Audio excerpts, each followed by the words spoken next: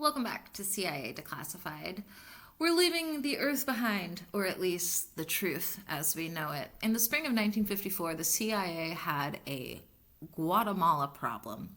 They wanted the president, Jacob Arbenz, gone, but they needed a smoking gun to prove he was a puppet of Moscow. The problem? He wasn't. There was no gun. So the agency decided to get theatrical.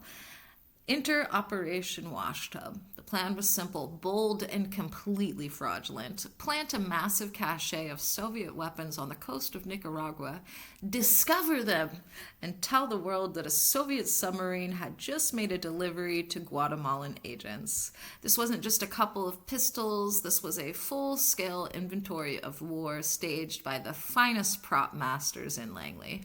The CIA's Technical Services Division, in my humble opinion, the scariest division within the CIA, sourced authentic Soviet weaponry, including rifles and ammunition, from surplus stocks in Europe. They even carefully sandblasted the markings to make them look like they had been scrubbed for a secret mission. A quote from the Declassified Operation Plan.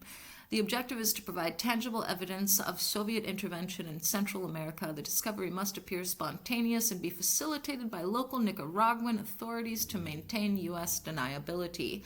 End quote. On February 19, 1954, CIA operatives secretly landed the gear on a remote beach in Nicaragua.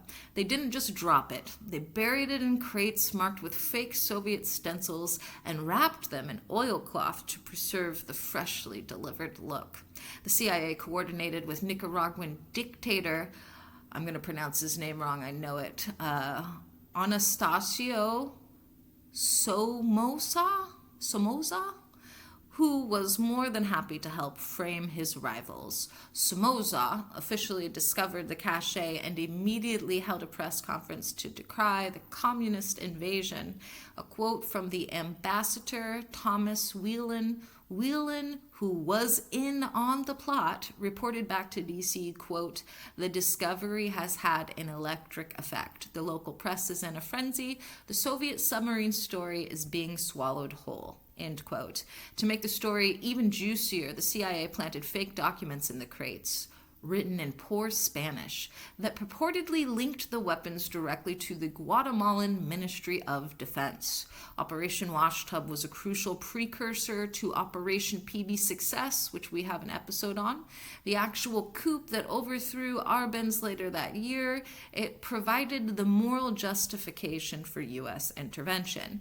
The agency even considered scuttling an old boat off the coast and claiming it was the Soviet transport, but they settled for the weapon cache because it was easier to control the evidence. Fishermen in the area were paid by the CIA linked cutouts to provide false eyewitness testimony about seeing strange lights and low-slung gray holes in the water at night.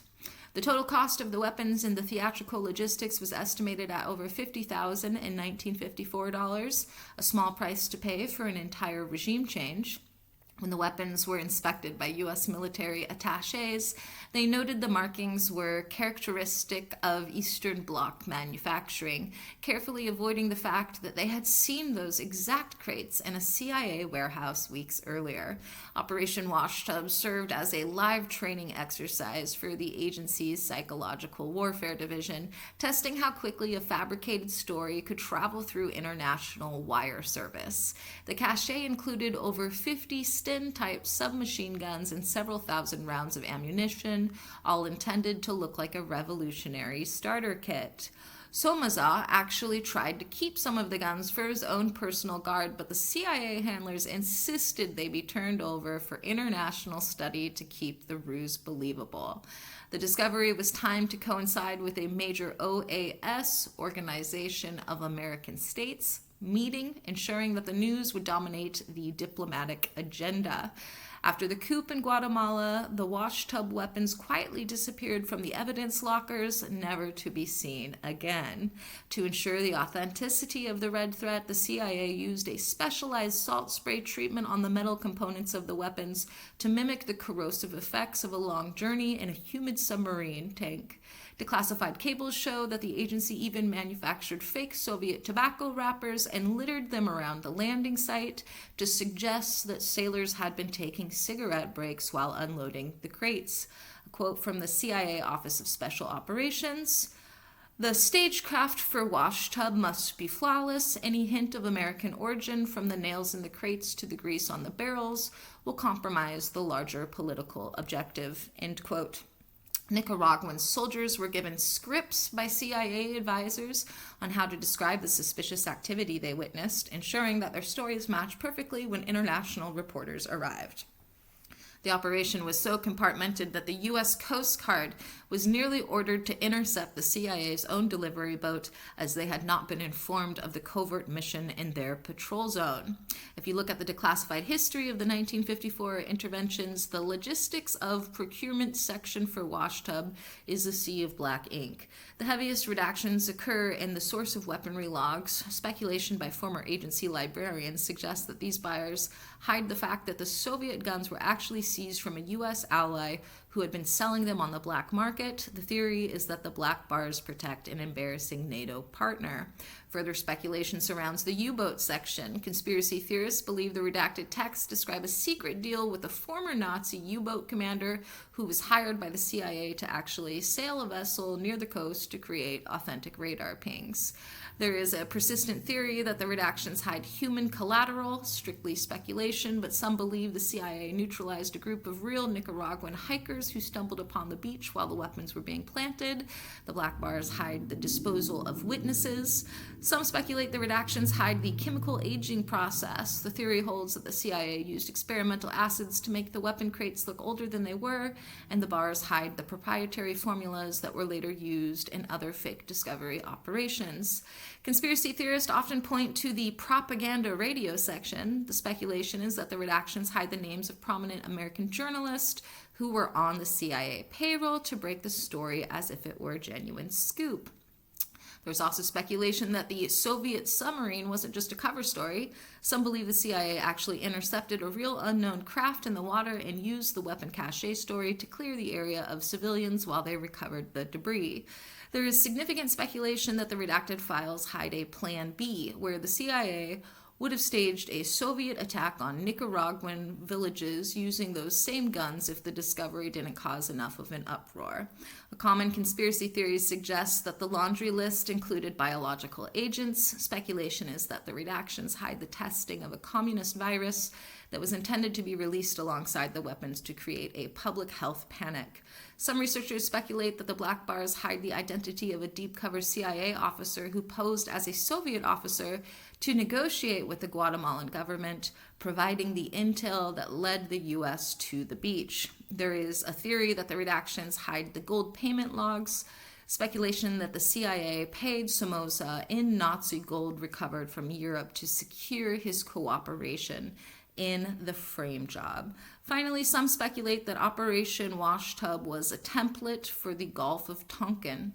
Speculation is that the redacted files contain the master playbook for manufacturing a casus belli that has been used in every decade since. There is dark speculation that the Soviet markings on the crates were painted using a radioactive isotope to make them easily detectable by agency Geiger counters from a distance, and the redactions covered the long-term radiation sickness of the local soldiers who guarded them. Some theorists speculate that the redactions hide the motive for location, suggesting the beach in Nicaragua was chosen because it was near a secret CIA archaeological dig where the agency was looking for artifacts that predated the Mayan civilization.